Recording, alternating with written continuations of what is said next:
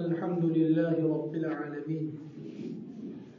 والصلاة والسلام على سيد الأنبياء والمرسلين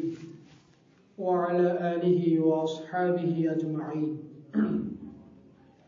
أما بعد، قال الله تبارك وتعالى في القرآن المجيد والفرقان الحميد: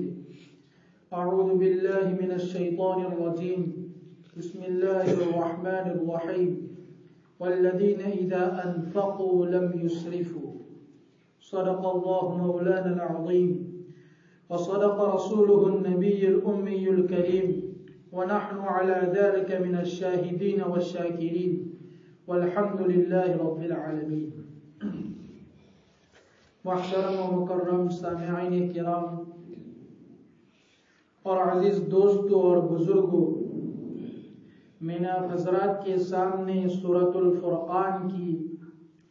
آخری رکوع کی ایک آیت کریمہ تلاوت کی ہے. اس رکوع کے اندر اللہ تبارک و تعالی نے عباد الرحمن کی صفات کو بیان فرمایا ہے. یعنی الرحمن کے خاص بندوں کی صفات کیا ہے، ان صفات کو اللہ تبارک و تعالی نے اس رکوع کے اندر بیان کیا ہے. تو ان صفات میں سے ایک صفت کو میں نے حضرات کے سامنے ذکر کیا ہے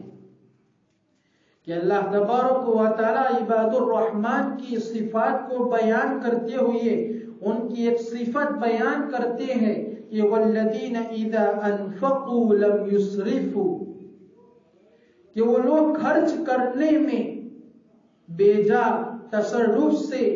اور فضول خرچی سے کام نہیں لیتے ہیں. بلا شبہ اللہ تبارک و تعالی نے انسانوں کے نفع کے لیے بے شمار نعمتیں پیدا فرمائی، اور ان نعمتوں سے نفع اٹھانا اور ان نعمتوں سے فائدہ اٹھانا فی نفس ہی منع نہیں ہے، لیکن اس کا بیجا استعمال کرنا،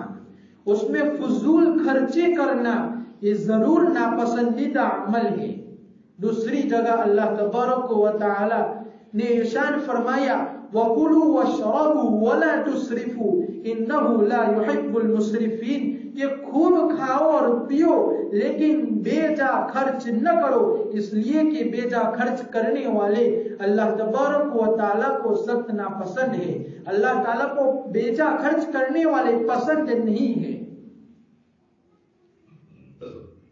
اسراف کی اصل معنی یہ ہے کہ حد سے تجاوز کرنا. اب جس طرح بھی حد سے تجاوز ہوگا اس کو اسراف کہا جائے گا. مثلا بغیر خواہش کے کھانا کھانے لگے، یا جن چیزوں سے صحت کو تکلیف ہو سکتی ہے اور جو چیزیں جن کے استعمال کرنے سے صحت کو نقصان پہنچ سکتا ہے، جو چیزیں صحت کے لیے مضر ہے ان کا استعمال کرنا. اسی طریقے سے حلال کو چھوڑ کر حرام سے فائدہ اٹھانا وغیرہ، یہ ساری باتیں اسراف کے اندر داخل ہے اور اللہ تبارک و تعالیٰ کو سخت ناپسند ہے. اللہ تبارک و تعالیٰ سورہ بنی اسرائیل میں ارشاد فرماتے ہیں وَلَا تُبَذِّرْ تَبْذِيرًا إِنَّ الْمُبَذِّرِينَ كَانُوا إِخْوَانَ الشَّيَاطِينَ وَكَانَ الشَّيْطَانُ لِرَبِّهِ كَفُورًا، کہ اپنے مال کو بیجا مت اڑاؤ، اس لیے کہ اپنی مال کو بیجا اڑانے والے اور فضول خرچی کرنے والے یہ شیطان کے بھائی بند ہے، یہ شیطان کے دوست ہے، اور شیطان اپنے رب کا ناشکرا ہے. بلا شبہ یہ مال اللہ تبارک و تعالیٰ کی بہت بڑی نعمت ہے. جس طریقے سے انسان کو اس مال کے ذریعے سے دل جمعی اطمینان اور سکون نصیب ہوتا ہے، اسی طریقے سے بہت سی دینی خدمات اور نیکیوں کا حصول بھی اس مال کے ذریعے سے کیا جا سکتا ہے. اب اگر انسان مال کو گناہوں کے اندر، معصیت میں اور لغویات میں خرچ کرے گا تو یہ نعمت خداوندی کی بہت سخت ناشکری کہلائے گی، کہ نعمت خداوندی کی ناشکری ہوگی. اور اس مال کو لغویات میں اور بیجا خرچ کرنے میں عمل کرنے والا انسان शैतान के मुशाबे करार पाएगा कि जिस तरीके से शैतान और इब्लीस लाइन मरदूद ने अल्लाह तबारक व तआला की बख्शी हुई सलाहियतों का और उलूम को अल्लाह की नाफरमानी में और उसकी गुमराही में खर्च किया, इसी तरीके से अल्लाह तबारक व तआला की नेमतों को बेजा उड़ाने वाला ये अल्लाह तबारक व तआला की नाशुक्री का मुर्तकिब होगा, अल्लाह तबारक व तआला के नेमतों की नाशुक्री करने वाला कहलाएगा। अक्सर मुफस्सिरीन ने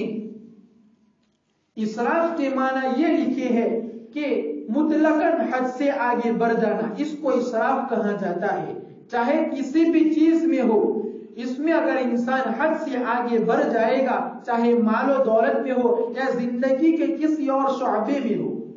उससे हद के आगे बढ़ गया तो मुतलक हद से आगे बढ़ जाने को इसराफ कहा जाता है। लेकिन जो लफ्ज तबजीर है, जिसको अल्लाह ताला ने वाला तुबस्सिर तबजीरा फरमाया, तो ये खास तौर पर अल्लाह तबारक व तआला की नाफरमानी और फितना और फसाद की बातों में माल के खर्च करने पर यह लफ्ज बोला जाता है कि जब इंसान अल्लाह ताला की नाफरमानी में माल खर्च करता है या फितना और फसाद फैलाने के लिए माल खर्च करता है, तो उस वक्त ये लफ्ज तबजीर का बोला जाता है। और इसी को अल्लाह ताला ने फरमाया वला तुबस्सिर तबजीरा। लेकिन अगर इंसान सही जगह पर माल खर्च करता है तो इसको फजूल खर्ची नहीं कहा जाएगा, चाहे वो कितना ही माल क्यों खर्च न करे, लेकिन उसने सही जगह पर माल खर्च किया है, इसलिए उसको फजूल खर्ची नहीं कहा जाएगा, बल्कि उस पर सवाब मिलेगा कि उसने अपनी जरूरत में खर्च किया है या दूसरों की जरूरत को पूरा करने के लिए खर्च किया है, तो ये फजूल खर्ची में शुमार नहीं होगा।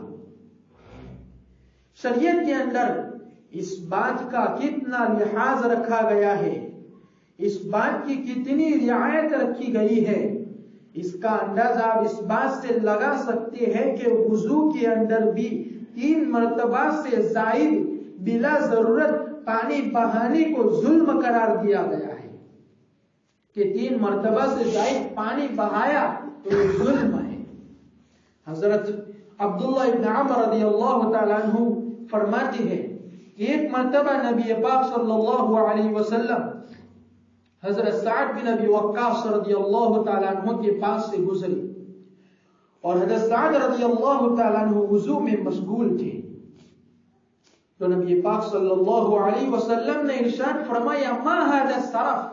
ये बेजा पानी को बहाने का, ये बेजा इसराफ किया है, ये वुजू में फजूल खर्ची किया है, ये ज्यादा पानी बहाने का मतलब क्या है। तो हजरत साद रदियल्लाहु तआला अन्हु ने अर्ज किया कि या रसूलल्लाह, क्या वुजू में भी इसराफ मुमकिन है, क्या वुजू के अंदर भी पानी में फजूल खर्ची हो सकती है। तो आप सल्लल्लाहु अलैहि वसल्लम ने इरशाद फरमाया नअम व इन कुंत अला नहरिन जारिन, कि जी हाँ, वुजू के अंदर भी इसराफ का हुक्म लगेगा, अगर तुमने जायद पानी इस्तेमाल किया तो उसमें भी फजूल खर्ची का और इसराफ का हुक्म लगेगा, अगरचे तुम जारी नहर के पास वुजू करने के लिए क्यों न बैठे हो, वहां भी अगर तुमने 3 मरतबा से जायद बगैर जरूरत के पानी इस्तेमाल किया तो उसमें भी फजूल खर्ची का हुक्म लगेगा। असल में पैगंबर अलैहिस्सलातु वस्सलाम ने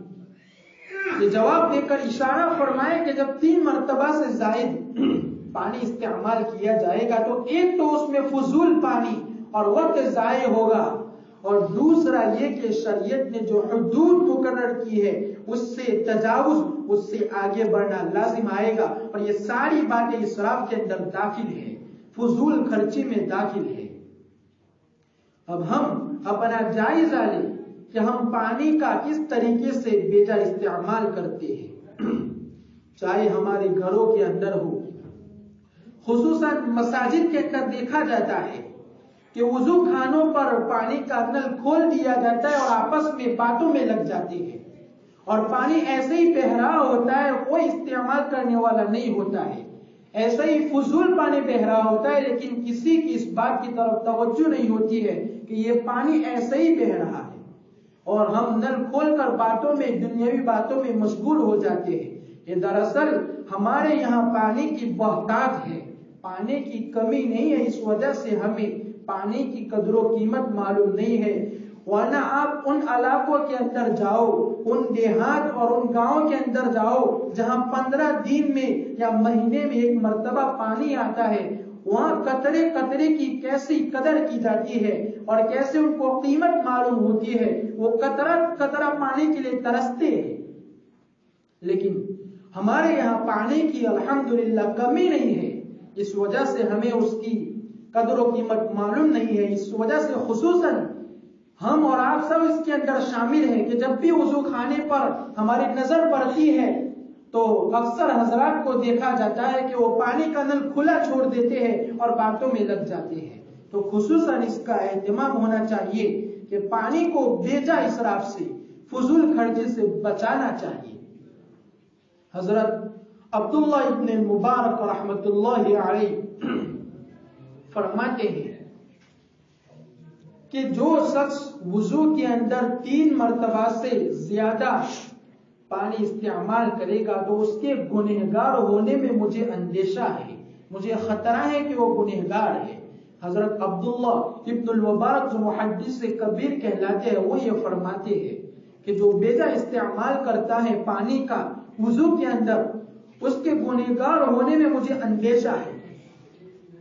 تو اس سے معلوم ہوتا ہے کہ فضول خرچی کتنا ناپسندیدہ عمل ہے اور اس پر کتنا بڑا گناہ بھی ہو سکتا ہے. اسی طریقے سے بقدر ضرورت تعمیرات، یعنی بقدر ضرورت مکان بنانا، یہ کوئی حرج، اس میں کوئی حرج نہیں ہے، کوئی گناہ نہیں ہے. لیکن بلا ضرورت تعمیرات اور بڑے بڑے مکانات اور بنگلے بنانا یہ ہرگز پسندیدہ عمل نہیں ہے. اور شریعت میں احادیث میں متعدد روایات کے اندر اس کی مذمت آئی ہے.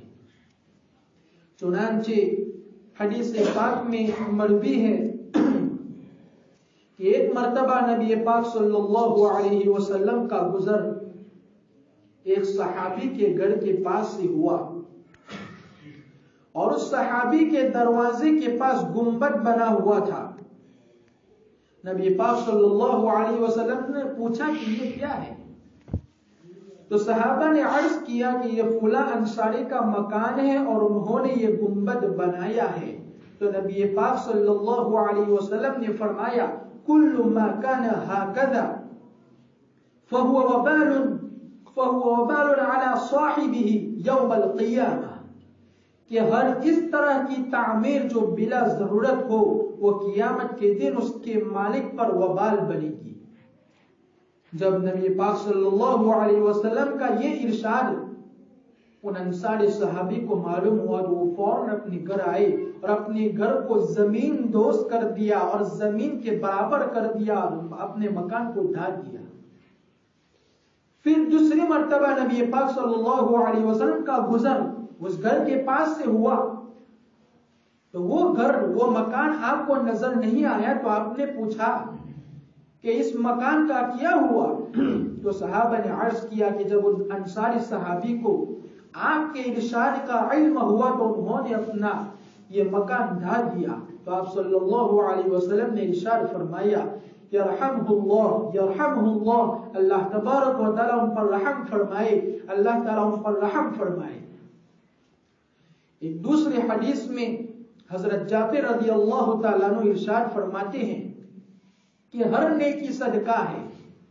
اسی طریقے سے انسان جو کچھ اپنے گھر والوں پر خرچ کرتا ہے تو اس پر بھی صدقے کا ثواب لکھا جاتا ہے. اسی طریقے سے ہر وہ مال جس کے ذریعے سے انسان اپنی عزت بچائے، اپنی عزت اور اپنے آبرو کی حفاظت کرے تو اس پر بھی صدقے کا ثواب لکھا جاتا ہے. اسی طریقے سے انسان اگر مال کو صحیح جگہ میں استعمال کرتا ہے، صحیح جگہ میں خرچ کرتا ہے تو اللہ تبارک و تعالیٰ کے دن میں اس کا بدلہ ہوتا ہے اور اللہ تعالیٰ اس کا ضامن ہوتا ہے. لیکن جو مال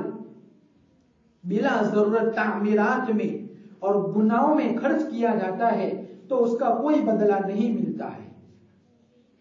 حضرت عطیہ بن قیس رضی اللہ تعالیٰ عنہ فرماتے ہیں کہ ازواج مطہرات کی جو حجرے تھے، جو کمرے تھے، وہ کھجور کے پتوں کے بنے ہوئے تھے، یعنی چھپر کی شکل میں تھے۔ ایک مرتبہ نبی پاک صلی اللہ علیہ وسلم غزوے میں جہاد کے لیے تشریف لے گئے تو آپ کی ازواج مطہرات میں سے ایک ام المؤمنین حضرت ام سلمہ رضی اللہ تعالیٰ عنہا ہے، اور یہ مالدار گھرانے سے ان کا تعلق تھا، تو انہوں نے اپنے حجرے میں کھجور کے پتوں کے بجائے کچی اینٹیں لگوا لی۔ ان کا مقصد یہ تھا کہ اس میں پردہ زیادہ ہوگا۔ جب نبی پاک صلی اللہ علیہ وسلم غزوے سے تشریف لائے تو آپ نے دیکھا کہ حجرے میں کچی اینٹیں لگائی گئی ہے، تو پوچھا کہ یہ کیا ہے؟ تو ام سلمہ رضی اللہ تعالیٰ عنہا نے عرض کیا کہ یا رسول اللہ، میرا مقصد تو صرف اتنا ہے کہ میں اس کے ذریعے سے پردے کا انتظام کر سکوں، اچھی طریقے سے پردے میں رہ سکوں۔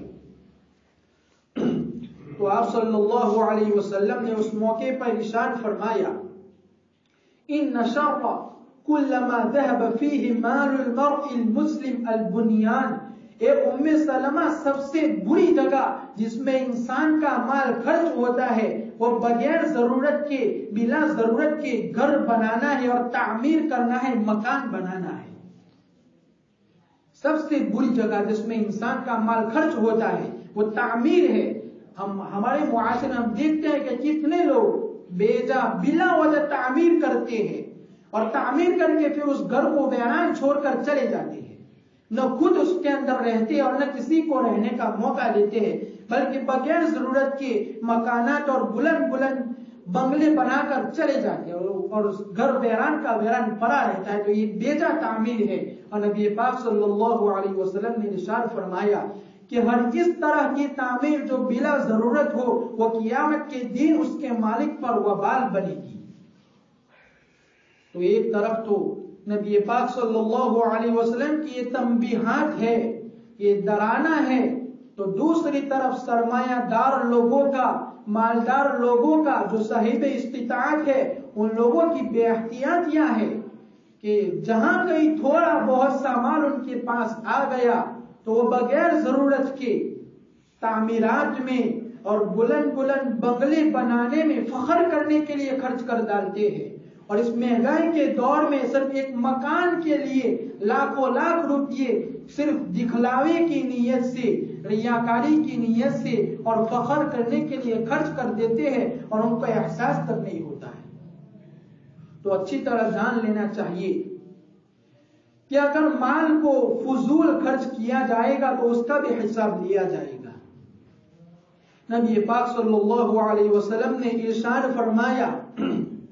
کہ جب تک 5 باتوں کا سوال نہ ہو جائے کوئی شخص بھی کل قیامت کے دن اپنے قدم کو زمین سے، اپنی جگہ سے ہلا نہیں پائے گا جب تک یہ 5 سوال نہیں ہو جائیں گے۔ سب سے پہلا سوال ہوگا کہ تم نے اپنی عمر کہاں لگائی،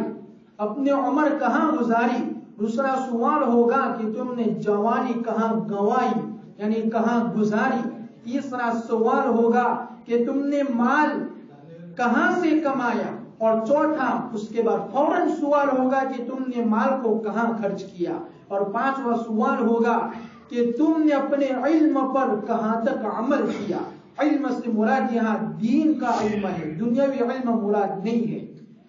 تو یہ 5 سوال ہو گیا۔ آپ صلی اللہ علیہ وسلم نے فرمایا کہ جب تک یہ 5 سوال نہ ہو جائے کوئی شخص اپنے قدم کو کل قیامت کے دن اپنی جگہ سے ہلا نہیں پائے گا جب تک ان 5 باتوں کا سوال نہ ہو جائے۔ اس لیے جو سرمایہ دار لوگ ہوتے ہیں، جو مالدار لوگ ہوتے ہیں، وہ یہ سمجھے کہ یہ مال تو ہمارا ہے، ہمارا اختیار ہے، ہم جہاں چاہے خرچ کریں، کسی کو کوئی سوال کرنے کا اختیار نہیں ہے۔ لیکن جاننا چاہیے کہ اگر فضول مال کو خرچ کیا جائے گا تو کل قیامت کے دن اس کا بھی حساب دینا پڑے گا۔ یہ بات ہمیشہ ہمارے ذہن میں رہنی چاہیے، پیش نظر رہنی چاہیے،